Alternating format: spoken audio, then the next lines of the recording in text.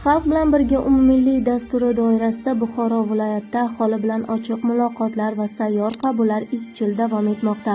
Sayyor qabullar davomida 1630 nafar fuqaro ishtirok etib, ularning murojaat va takliflari bevosita tinglandi. Uchrashuvlar jarayonida aholini qiynayotgan 620 ga yaqin muammo va masalalar aniqlandi. Murojaatlarning 516 tasi joyida hal etildi. Qolgan masalalar esa mas'ul tashkilotlar zimmasiga yuklatilib, ularning ijrosi nazoratga olindi. Har bir murojaat bo'yicha aniq chora-tadbirlar belgilanib, muammolarni ijobiy hal etish bo'yicha amaliy ishlar olib borilmoqda.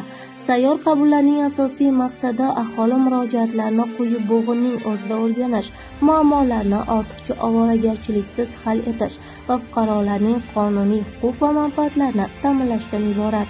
Shuningdek, sayyor qabullarda ishtirok etgan 600 nafardan ortiq murojaat qiluvchi fuqarolarning ma'lumotlari, ular tomonidan ko'tarilgan masala va muammolar Xalq bilan birga umummilliy loyihasining onlayn platformasiga kiritildi. Bu esa har bir murojaatni elektron tarzda kuzatib borish, mas'ullarni belgilash va murojaatlarning yakuniy natijasiga qadar nazoratni ta'minlash imkonini bermoqda.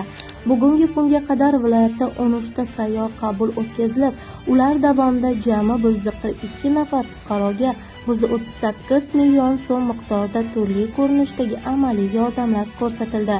Eng muhimi, sayyor qabullar davomida har bir murojaat ortida inson taqdiri, oila va uning kelajagi turgani inobatga olinib, muammolarni joyida o'rganish va imkoniyat darajasida tezkor hal etishga alohida e'tibor qaratilmoqda. Xalq bilan birga umummilliy loyihasi xalq dardini eshitish, muammolarni birgalikda hal etish va har bir fuqaroning roziligiga erishish yo'lidagi amaliy qadamdir.